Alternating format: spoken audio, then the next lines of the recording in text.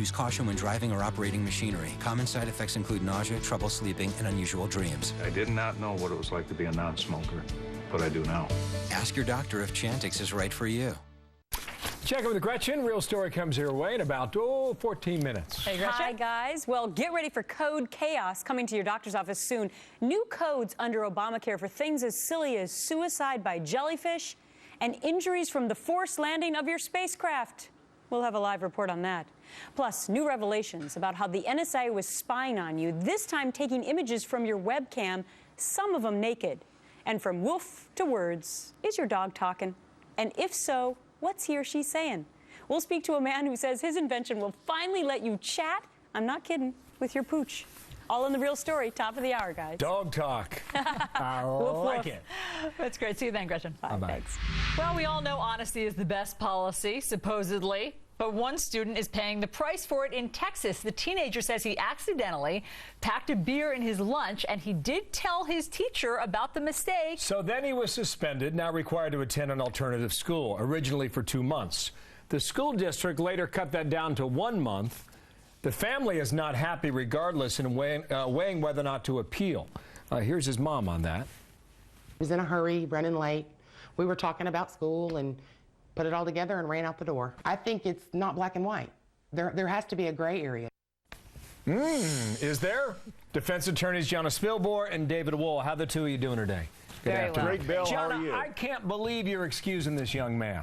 Oh, I mean, come on, he's a teenager. You know the difference between a can of Coca-Cola and a can of beer?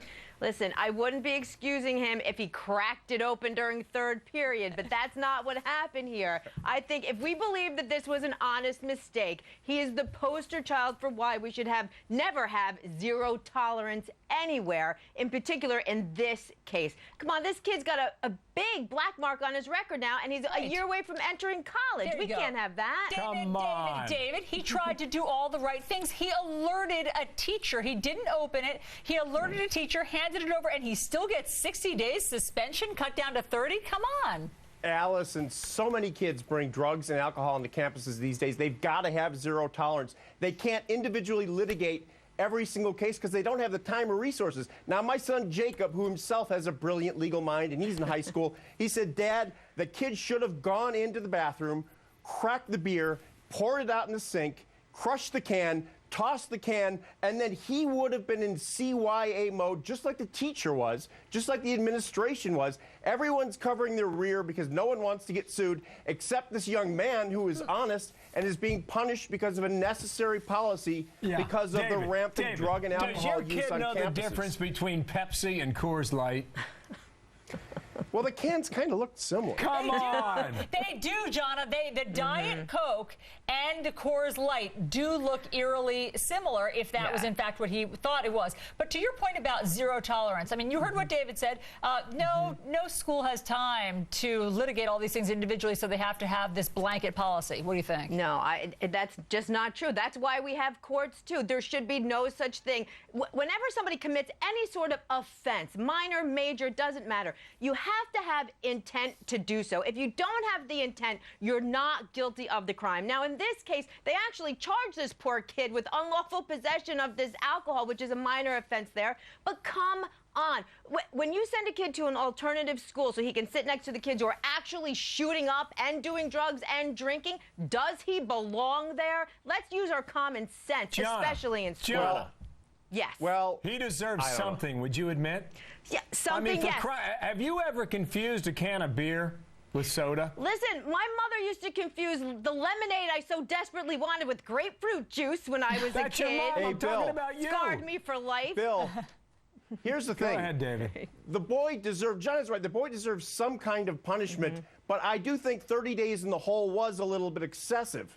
But the fact is he turned the can in, so that does show lack of mens rea, lack of consciousness of guilt. He wanted to do the right thing, but you've got alcohol on campus to such a degree that they have to punish him. Now, my suggestion would be maybe a one-day suspension. not the 30 days. That was Okay. way All right. overboard. All I right. agree. Okay.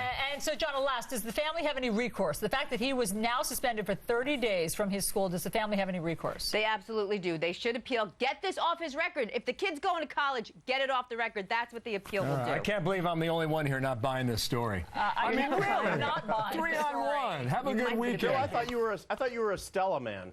I am. I would never confuse Stella with Coca-Cola. No, See I don't you, David. think so. All right, Bill, take it easy. Good Bye-bye. weekend. Guys. You too. Bye-bye. Well, 160 stolen cars recovered, 29 people in custody. A full report on Operation Jacked in a moment, and there's this.